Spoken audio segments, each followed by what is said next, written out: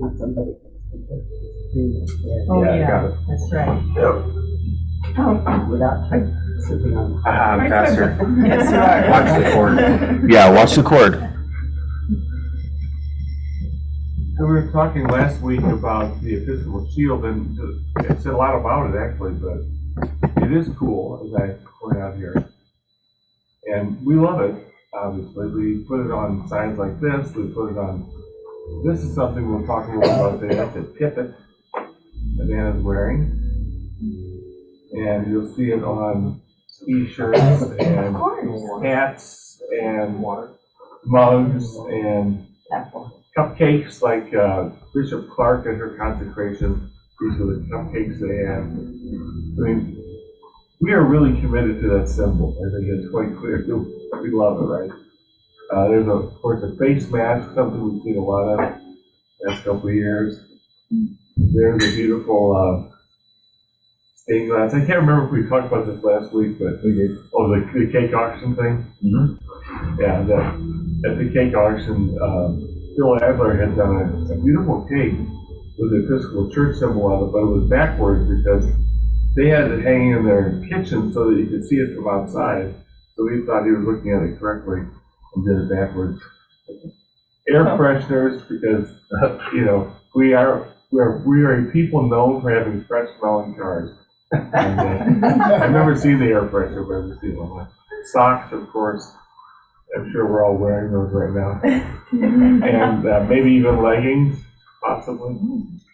And I think that's like a little too far. Yeah, it's a little loud. Something wrong with it. Somebody's out to make a fun. Oh, right, yeah. Josh has the leggings. Yeah, he definitely has a couple pairs. About 2 stories tall to fit me. Yeah, that could be. So yeah, I have a few things. Anyway, let's go around and just do our names again like we normally do. I'm Dan. Start with Dan. Troy. Marcy, Troy. David Fletcher. Chip and Lois. Edna Hetherington. Josh O'Shea. Aubrey O'Shea. Lindsay Paris Lopez. Laura Waterman. So we have these things. And who's online? Let's see. We have at least. Just me. Okay. Me and myself. All right. You and yourself, and that's 2, so that's good. We didn't talk about the symbolism, so that's what I wanted to talk a little bit about. And if you look at different websites or books, you will find some different ideas about what this is.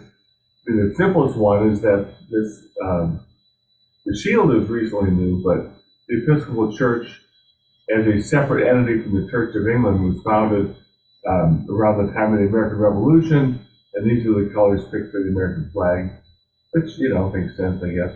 But I like these better. It's red for the blood of Christ and the martyrs, white for the purity of the church, as is ideally, not of course as it really is. A little more kind of a camouflage pattern.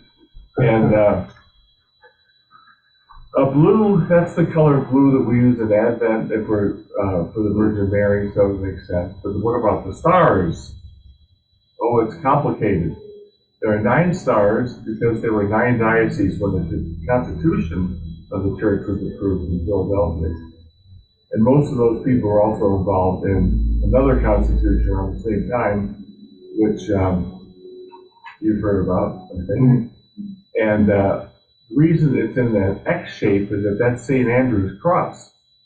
And I say, what's St. Andrew got to do with things? Well, he's the patron saint of Scotland. And what's that got to do with anything? Well, our first bishop, which was very difficult in the early Episcopal Church because, we had parishes everywhere, but there were no bishops here. All the bishops were in England, so if a priest wanted to be consecrated, they'd have to sail all the way to England to get consecrated, come back. The bishops didn't come here. And then at the Revolution, they said, we're kind of done with you. You have to find your own bishop. And we kind of felt the same way. There's some bad blood there. But In the consecration, did they have the oath? yeah, well, right? actually, it's true. We already changed the Book of Common Prayer to take out the oath to the monarch and all that kind of thing. Mm-hmm. And also prayers for the monarch, although we have prayers for the state, for the president. But the idea that you always be praying for, let's say, Charles, and see, yes, right there. But in any case, Bishop Seabury was chosen, Samuel Seabury was chosen to be a bishop, and so he was sent to Scotland. The Church of Scotland also had bishops in descent from the original apostles, which is what the Roman Catholic Church has, the Eastern Orthodox Church has, the Anglican Communion has. But for us to get it, we had to have a bishop consecrated by bishops, who themselves were consecrated by bishops in a long line going back over history. And so the Church of Scotland did not swear an oath to the monarchy. Far from it, they would do that. So anyway, they consecrated our bishop, and he brought the episcopacy here. And so in a kind of homage to Scotland, we have that cross. And then, of course, the Red Cross is St. George, and he's patron of England because that is the heritage of our church. So the colors and the things on the shield are all symbolic. So it's actually kind of instructive to know a little bit about that and kind of get this back into our history as a distinct part of the Anglican community.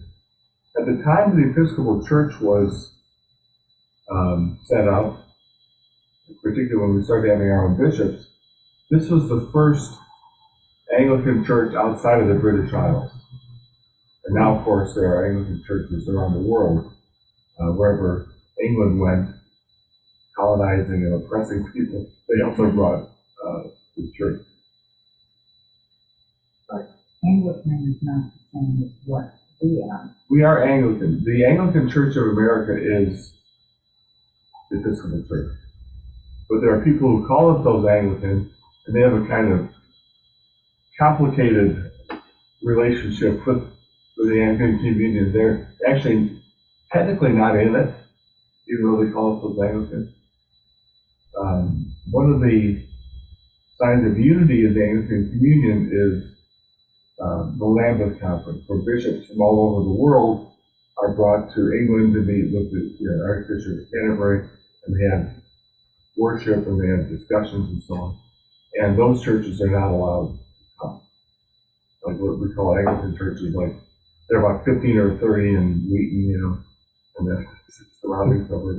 One in Bolingbrook, yeah. They're actually all over, and fine people, I'm not saying anything against them, but their bishops are consecrated by certain bishops in Africa, and I think maybe even some places in Asia that are sympathetic to them. But they're not really in the Anglican Communion in the sense that we are. We are the Anglican Church of the United States. So the official, and this is funny too, these names. So the Church of England, the Church of Scotland, and the Church of Ireland, those are all within the Anglican Communion. Right. And then during when Turtle Island was being colonized by the English, that was still Church of England parishes. Right. Those are changed. And But during the Revolution, these parishes, most of them, not all of them, chose to also be part of the Revolution. So they needed a new body with a different name. It's the Protestant Episcopal Church in America is the name of the body. But they didn't leave Anglican identity. Right, they still were strongly connected. They used the same prayer book with just a change of the prayer to the monarch that was being used in England.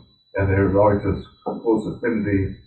So George could go and be rector of a parish in England. Yeah. And, the British clergy could be served here. Yeah. So there's a difference between kind of like when culture and political bodies or organizations are going like this. So we would not. So the biggest thing was the oath of fealty that the bishops who run the church saying so how can you have revolutionaries of a church there's already a contradiction in there, saying we're going to be part of a revolution, but swearing fealty to the person that we're fighting against. Like, there's no integrity in that. Mhm. So, Here's a bit of trivia, by the way. If you happen to have seen Hamilton, yeah. Bishop Seabury is in there. I realize that. He wasn't a bishop at the point, but he was basically a Tory saying we shouldn't have this revolution, and then he gets wrapped back at pretty fast by the other revolutionaries. Oh, like that guy who's all pretentious and then they all like go at him Yeah. for that. Yeah. Yeah. So, on one level, the church had to separate from England in a political way, but then under the religious umbrella, they still, Mhm. but In a lot of ways, stay the same. so my question is, like, what is the difference between this church and the Anglican church in Bolingbrook, as far as what we both believe and do and whatever? Yeah, that's interesting. I know a lot of people who are involved with those churches. One difference is that we are part of the Anglican Communion directly. We are the Anglican Church of the United States, Are they and not? they're not. Because they are connected at the England level. Well, they're connected at the African level.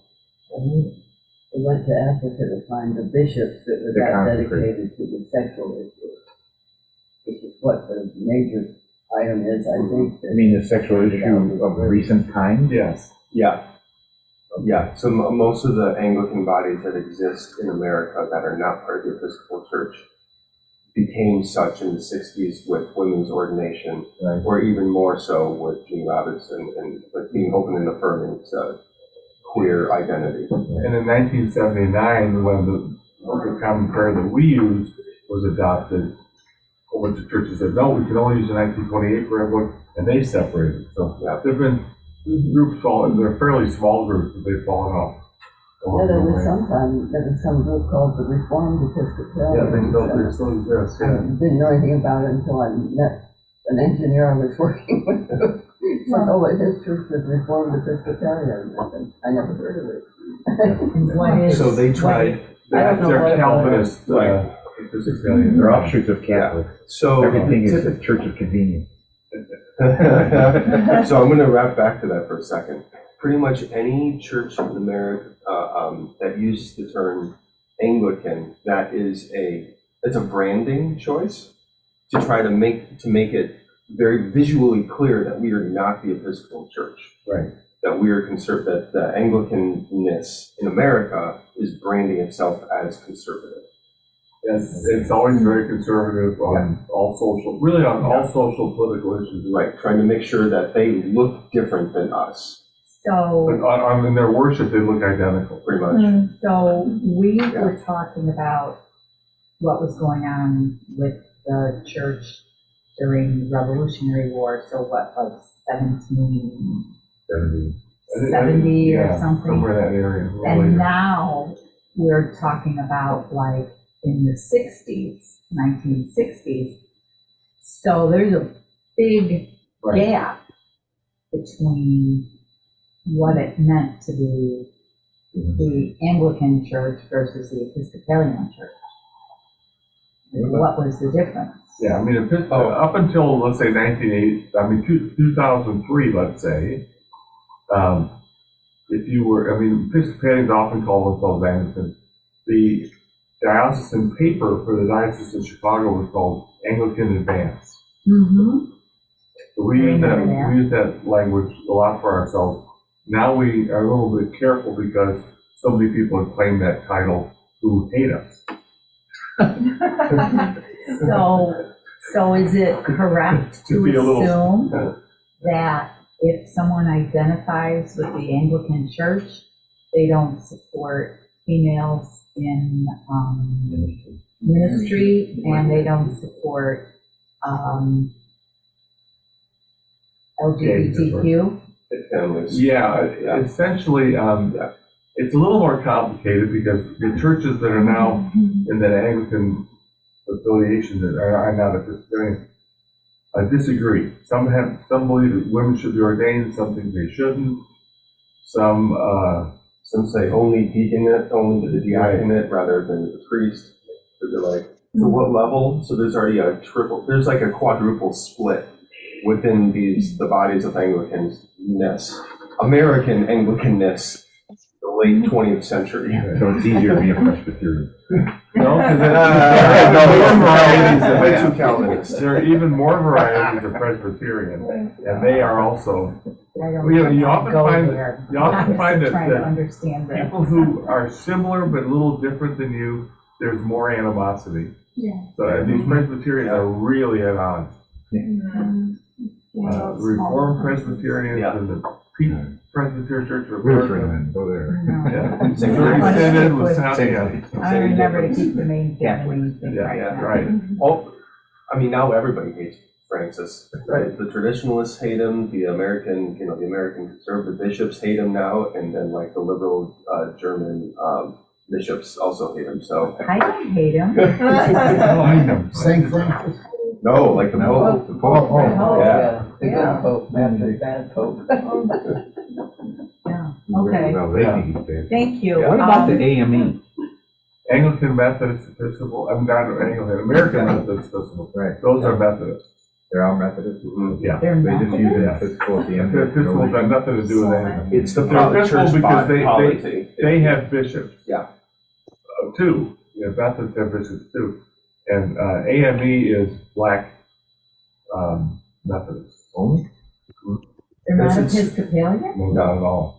The term, It's another church, yeah. But There are black Episcopal churches. Oh, yes, they're Black black. Episcopalians and major churches. But one of them is in Baltimore, and that's where our presiding bishop came from. And since I lived in Baltimore, I got more conscious of that founding of the black congregations in the Episcopal Church. But they're part of the Episcopal Church. Right. AME formed because the Methodists at the time of the formation were very racist, essentially. You know. Wait a What, second. how about me? I know stuff. He knows more. He knows it. No, but I'm reading it because I know it. Repeat that, what Oh, you the just said. AME, the African Methodist Episcopal, African Methodist Episcopal. right, church, which is Methodist, which is a Methodist body, Okay, right? It was formed by black Methodists who were sick of the racism in the Methodist church. And they were, oh, they were sick of it. yeah, they didn't like it. Oh, because Yeah. I thought you said they were Oh, yeah, racist. Well, the Methodist The church was Methodist racist. church was. The Meth- Yeah. Oh, Once they because broke the away from. Methodist Right. church. Well, so was, Yeah. Okay, we did a grace and race study, Yeah, Yeah. and the Episcopal Church, we're not great either back then. no, a lot of slave owners were high up Episcopalians. Yeah, Yep. A lot of the major Confederate leaders were Episcopalian. Yeah. Robert E. Lee. I went to Robert Lee's church, Yeah. or, Yeah. no, Jefferson Davis's church. Yeah, But I anyway, think yeah, that's I went to yeah. it was a Presbyterian church, and that was the church of my childhood. And they were not, proud of, well, it was weird. They were like, this is our Southern heritage, but we're not racist. and I think they, they had the name on one of the back pews. But I don't know. We celebrated someone else. We didn't celebrate Jefferson Davis, but we did say that it's part of the history of the church, which was true. So anyway, yeah. In Gettysburg, there is an Episcopal church that is way into George Washington. They've got a statue of him outside. They got these in the windows. It could be St. George Washington Right. Church. A different St. George than the shield. Right. So, I think racism is shot through American Christianity and Right. American business, American politics, American education, American medicine. At the time of Henrietta Lacks, if you know anything about her, she was a black woman who was treated for cervical cancer, and in the process, they identified strains of her cancer that didn't die. They just kept replicating it. has been used for basically every medical research advanced in the last 50 years. At that time, most hospitals wouldn't treat black patients, and she was treated at Johns Hopkins University Medical School hospital, but in the black ward.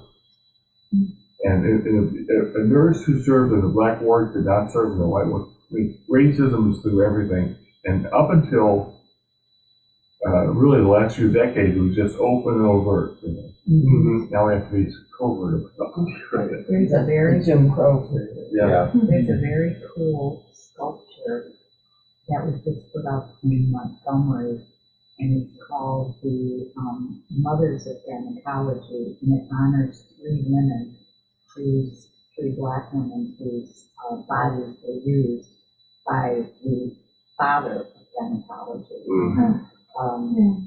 And it's so moving. It's a very cool corner in Montgomery. Cool. Yeah, I didn't know about that. it's really, it was, when we were there last May, it wasn't even open. We could see through the really cool fence. It had laser cut with quotes by, like, who's the woman who wrote the 1619? What's her name? Nikki or Nicole, somebody? The 1619 project. Nicole Hannah Jones? Yeah, there was a quote by her, there was a quote by Maya Angelou. Am I saying that right or Yeah, wrong? that's right. Low. Whatever. Yeah, and by other women, but do you remember that? And we learned about that in it when we were talking about Henrietta. I read about her story and that. It is appalling.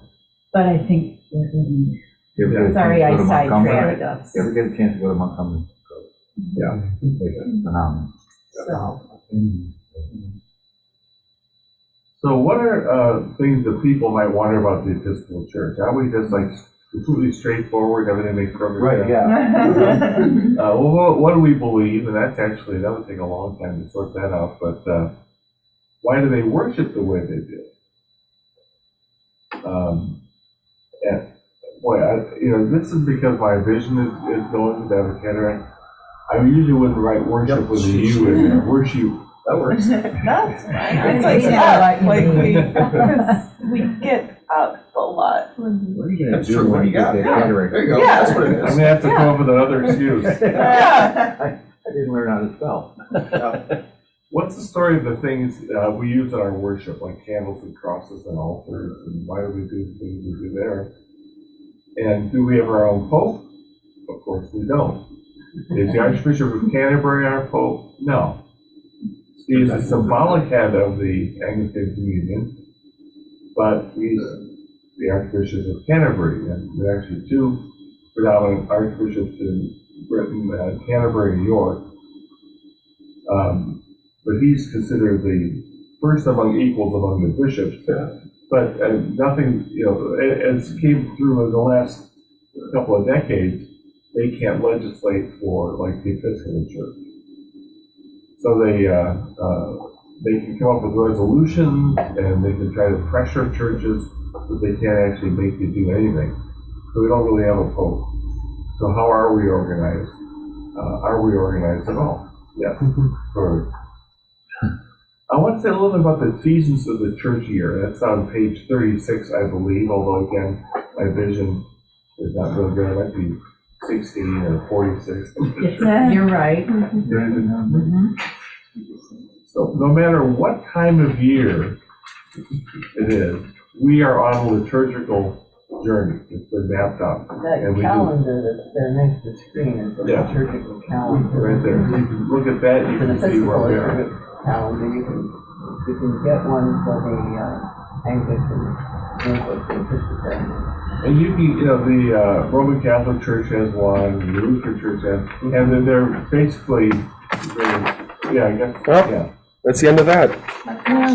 Yeah, we need a new one. Yeah. Oh, was it the old one? Yeah. It's December. Can you put it on my desk so I remember to order a new one? I can. Thank you. Sometimes they spell a calendar with a K, and I don't know why that is. There's some reason for it, but Somebody misspelled it once. And then they copied it. Yeah. Oh, sorry, that's a typo. Guy with a cataract. Yeah, probably is. So this is it right here. It's always seen as a circle. Sometimes it's seen as a spiral, and the same thing happens year after year. We are currently in what season? Epiphany. Epiphany. That puts us around 10, 11 o'clock up there, if you look at it that way. And Epiphany is, nice. It celebrates the revelation of Christ outside of the people of Israel to the whole world. And then in the end of this period, we go into a downer period. We go into Lent, so that starts on Ash Wednesday.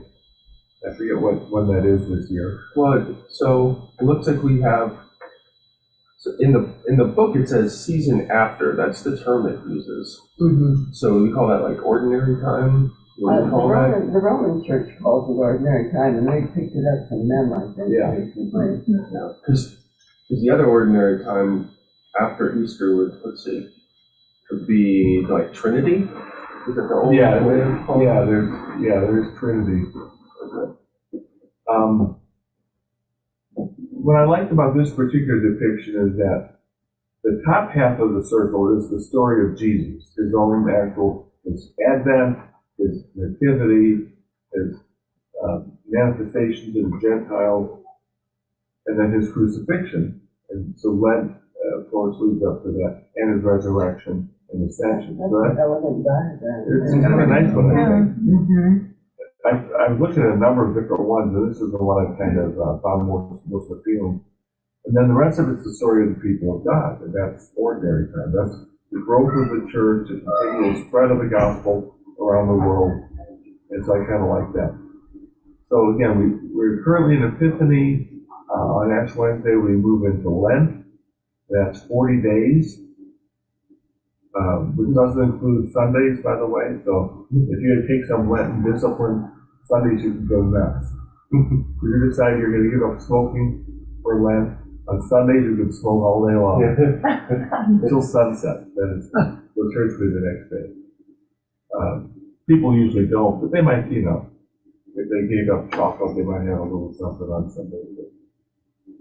Or if they gave up drinking. People know that. Well, it's My Did you father know didn't. that? My father didn't, but. yeah. right? The idea that Sundays are always a resurrection day, so they're not it's always a feast day. Right. So one little thing, again, I'm going back to the season after Epiphany, that's not up there. There's a little bit of an accordion bit in here, 4 to 8 Sundays. So I guess that is kind of help with like leap years or other strange Well, It's a calendar. wide range. Our calendar is fun because some of the dates are on the Gregorian calendar and others are according to how many weeks after something else, like Advent is 4 Sundays before Christmas Day. Yeah, Christmas Day is stuck in the calendar, but the weeks move in a different manner. And it all depends on when Christmas Day will be, whether it will be on Saturday or Sunday or Right. Monday, so that affects that, right? And of course, Easter could be from late March to late April, and that's why it's 4 to 8 weeks of Yeah. Epiphany. Hi, everybody. Just thought I'd say hi. I can't stay. You know what I was thinking as I was getting out of the car, that this setup is going to be quite a bit nicer than our wedding reception. I don't think so. I mean, in fairness, our wedding reception was at a forest preserve shelter, so. And it was very nice for It the was very nice, venue. but it wasn't, you would never now accept that. There were little flowers on the table, there weren't tablecloths at all. Now she knows what was at the end of the rainbow. Yeah. I have to go back and read it. Yeah. Yeah, so this gives you, actually what we have on 36 is a lot more detail than I have on this thing here, but This is very gives you an idea of the general thrust of it. So we're always somewhere on that journey. And when you're in ordinary time, it seems like you've always been in ordinary time, and you will always be in ordinary time, and it's your life from now on. But it's not, because all of a sudden Advent comes up. So how does the church year affect what happens on Sunday? Anybody? Reading. The readings are very much shaped by that. And the vestment colors. Vestment colors, Colors on the altar. colors on the altar. Whether or not we say hallelujah. Whether we say hallelujah, we don't say it during Lent. But we don't say it now.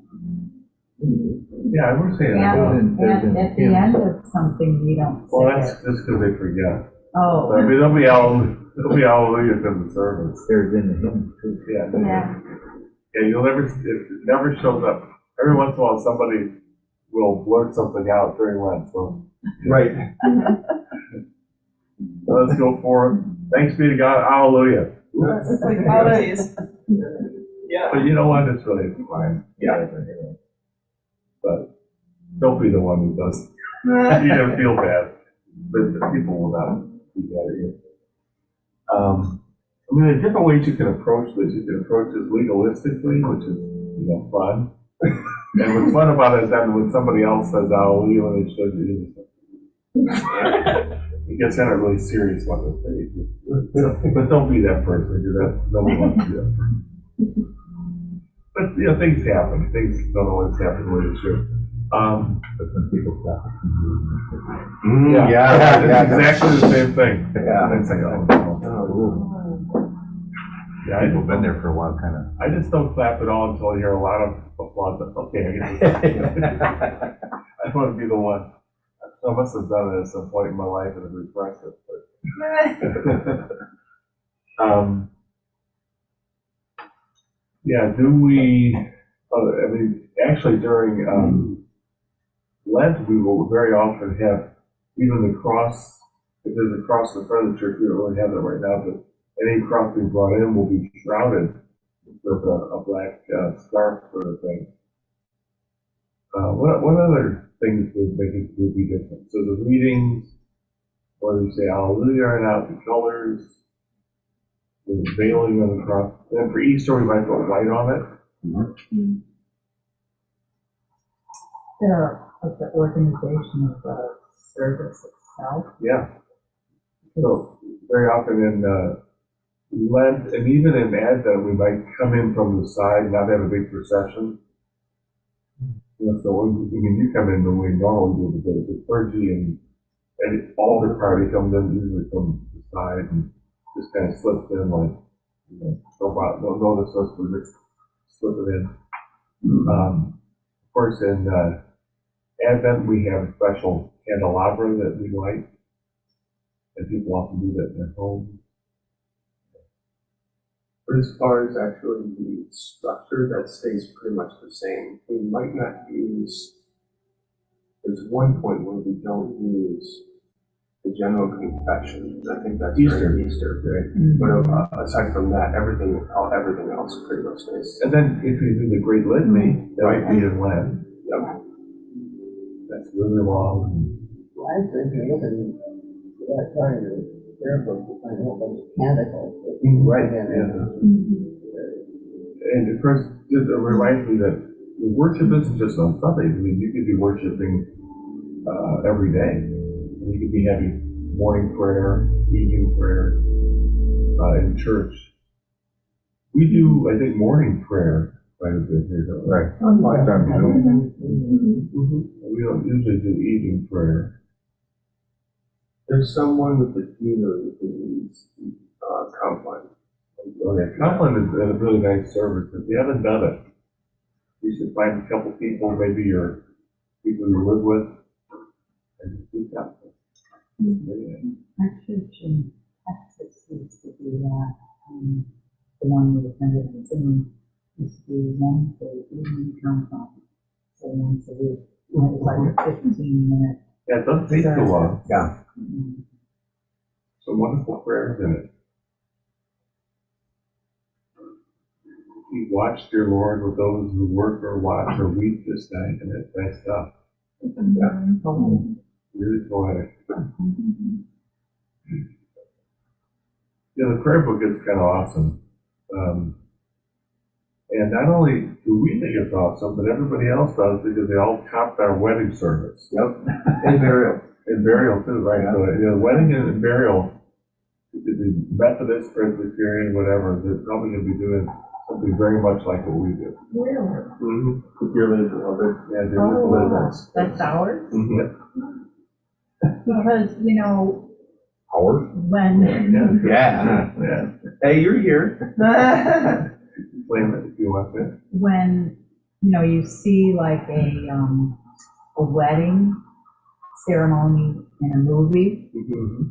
or a burial, they It's always often so- seem, yeah. they're always so familiar, and So you I've know what never it is. thought about the Yeah. fact that maybe it was Episcopal. And that's Well, why- actually, I've always thought that the US weddings are based largely on royal weddings.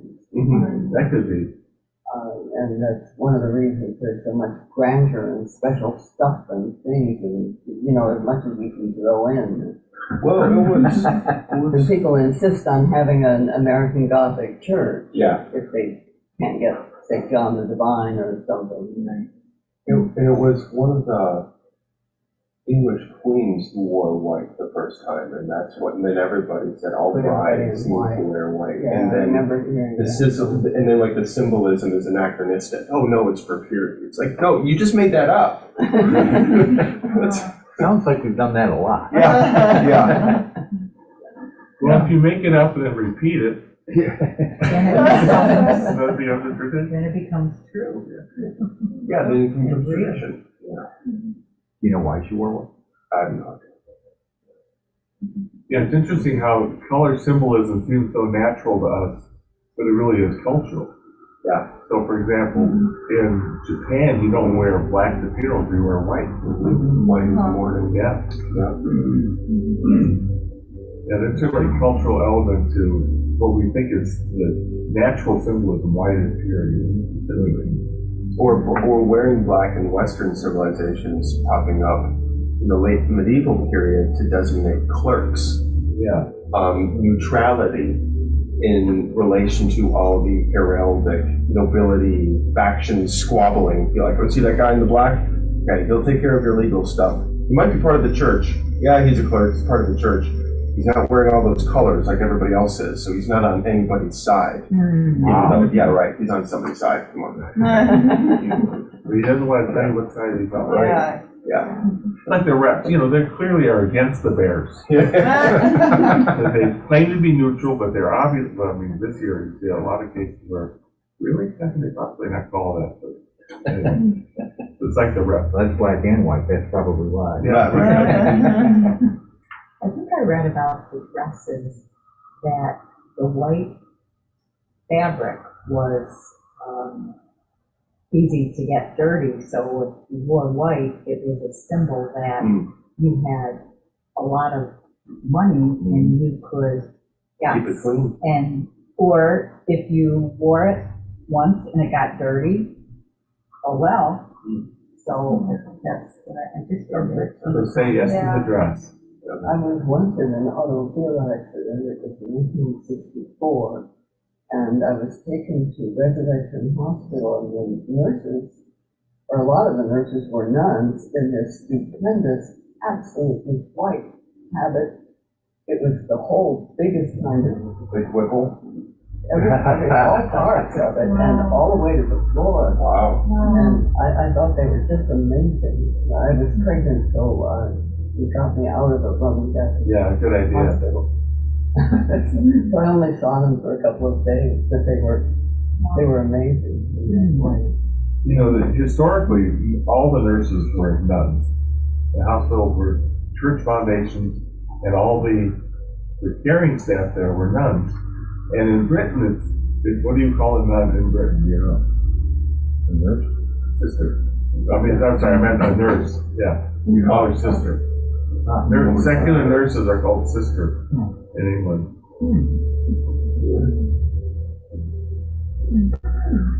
This is just, little corner of Arcadia here.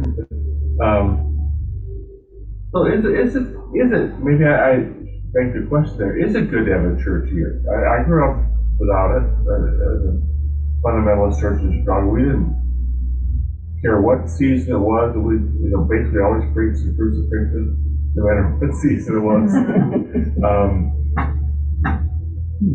We did have Easter and Christmas, but no Lent. And Christmas was one day and done, no Christmas season or nativity season. Is it good to have a church here, or is it better just to, like a lot of the large churches today don't have it at all, basically, except for St. Christmas and Easter. So why do we have it? Why do we think it's a good thing to have? I personally think it's fun because it brings up a story all the time. My grandchildren that live here are twins, and their due dates are very close. Their birthday is the 1st of February. And their mother was afraid that if they were born on the 2nd of February, their birthday would be this ugly joke about that damn movie for the rest of their lives. And I thought, but Groundhog Day is Candlemas. Yeah, right. So Yeah. I looked up Candlemas and learned a whole bunch of really interesting stories about the eternal fire and a whole bunch of things that are connected to Candlemas. Speaking of Candlemas, if you're feeling guilty about not getting your Christmas decorations down, you can actually keep them up till Candlemas.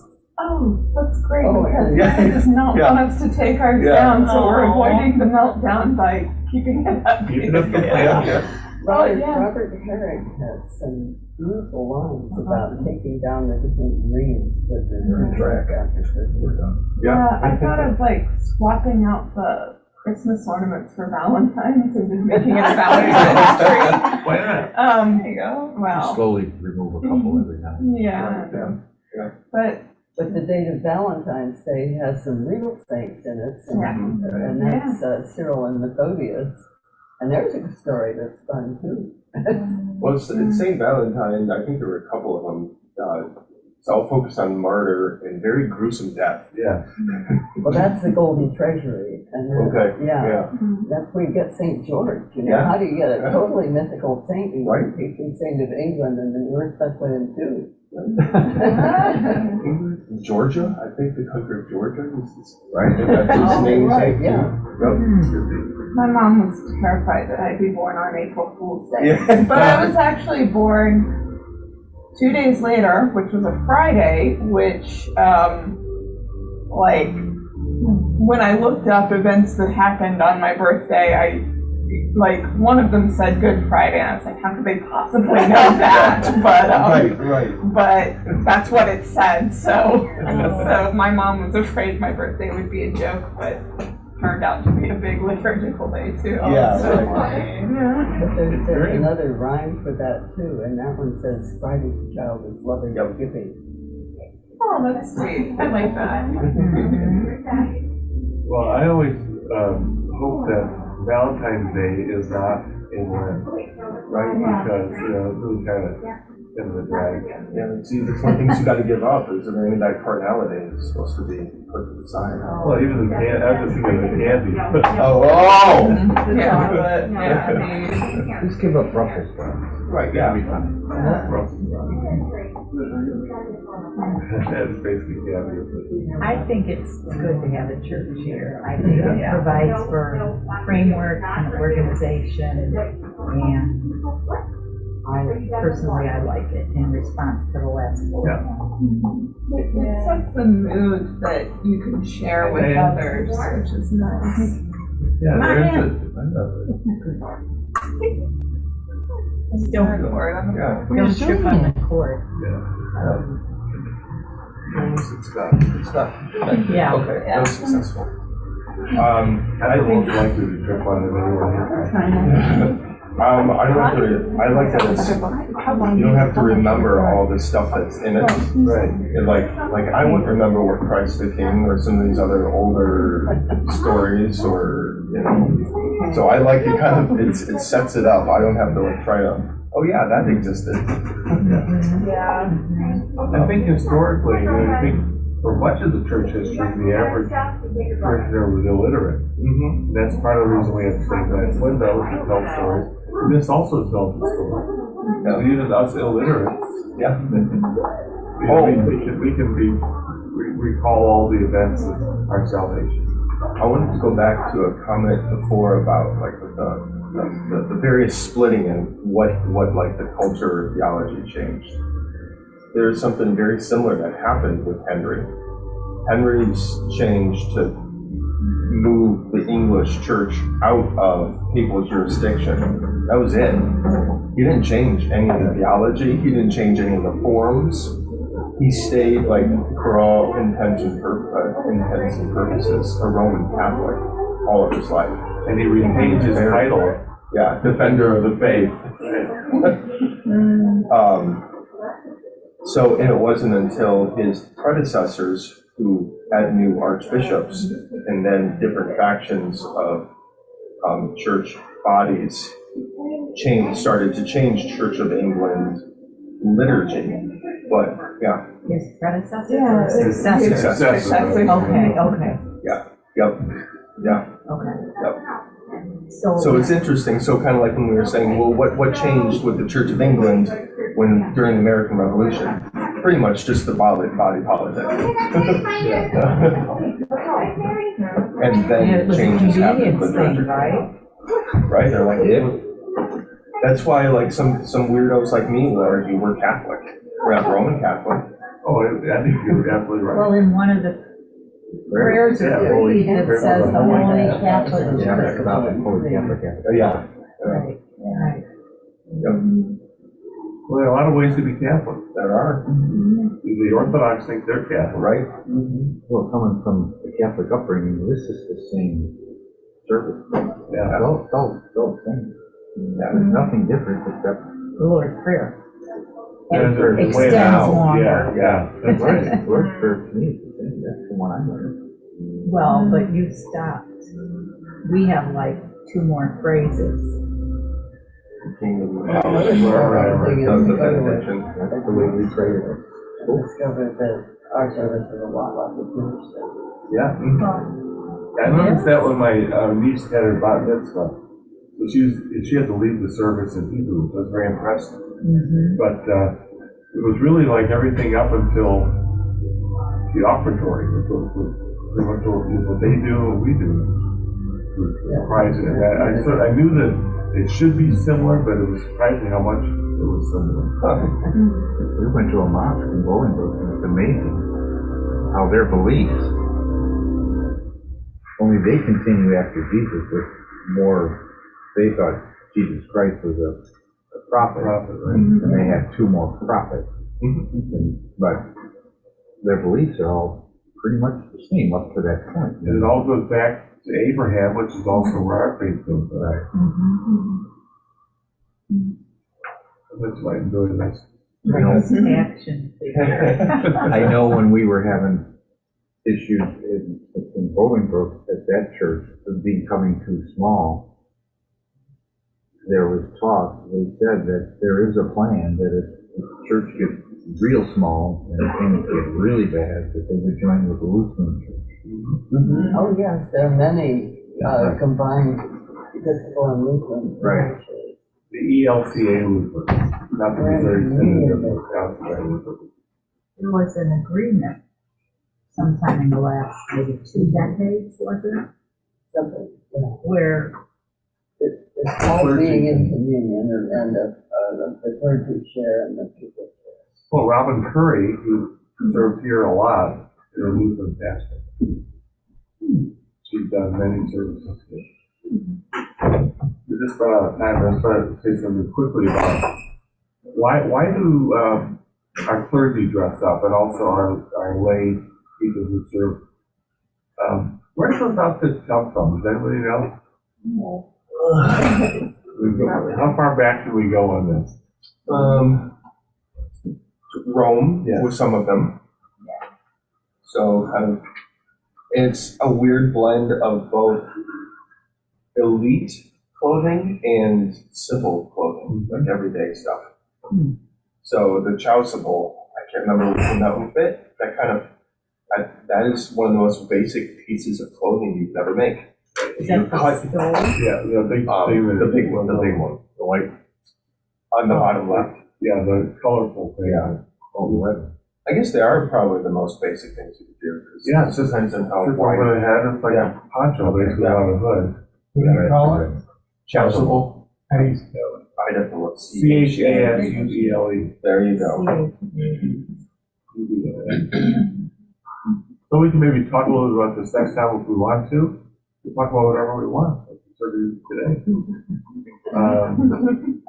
Anything we should, we have like a minute, anything we should address before we shut the door today? I mean, we read quite a bit of it.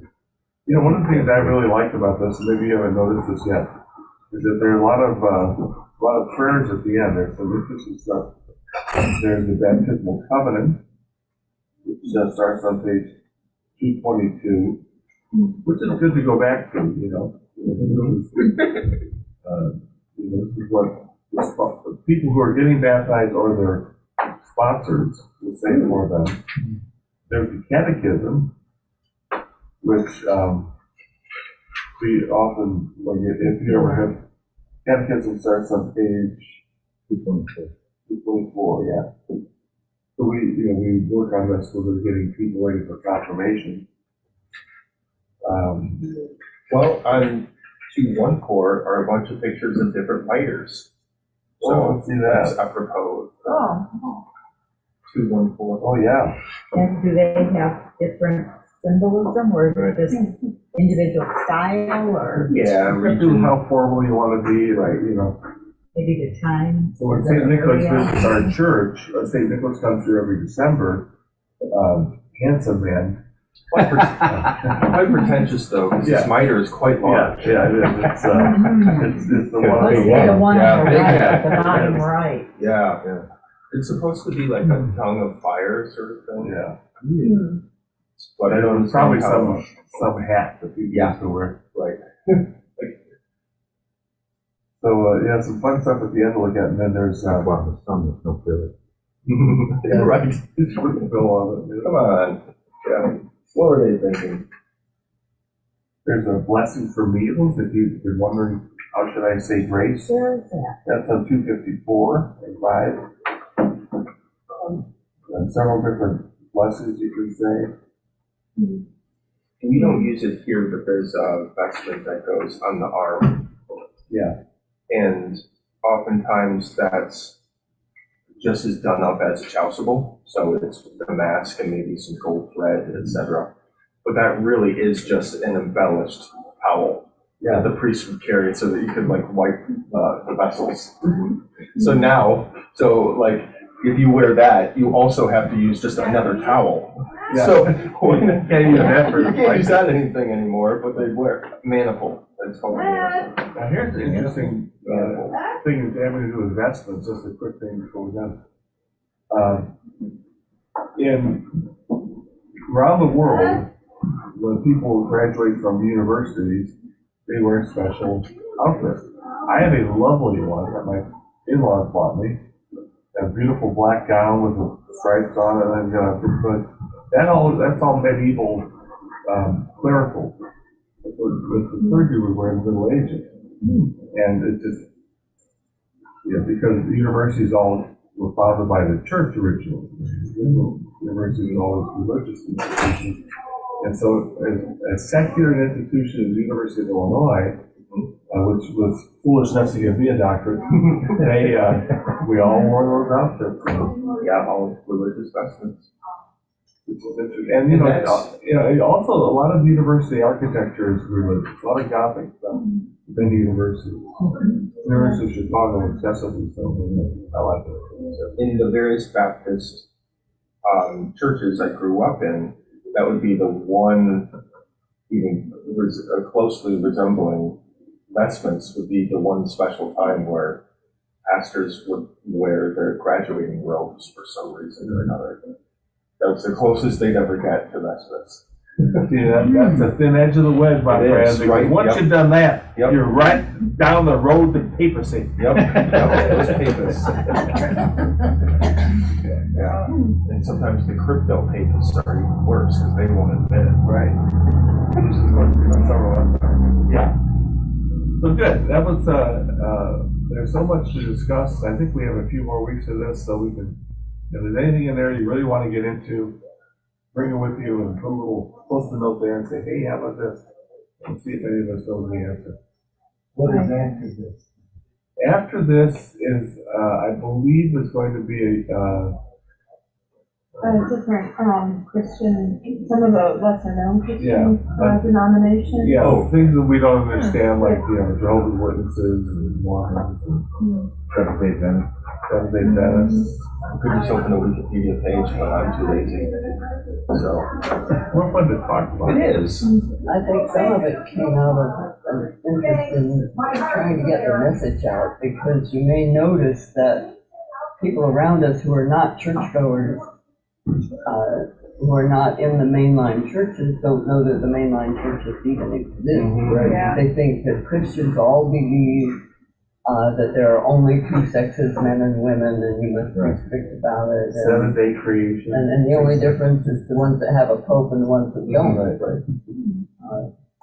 And so, talking about a church where all are welcome and women can do as much as men can do, and other people can do other things too, and also simply actively believing in having a wider community in which all people help each other and everybody prospers, instead of you punish people if they have proven that they're bad because they're poor, and if you punish them enough, they'll get better. It's a different. I'm gonna fine you until you get more money. And the beatings will continue Until until the around boundaries. I worked at a place like that for 40 years.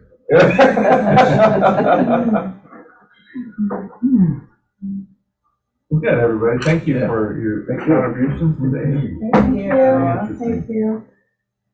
I have a question for you. Thank you, everyone. I'll go ahead and shut off the Zoom.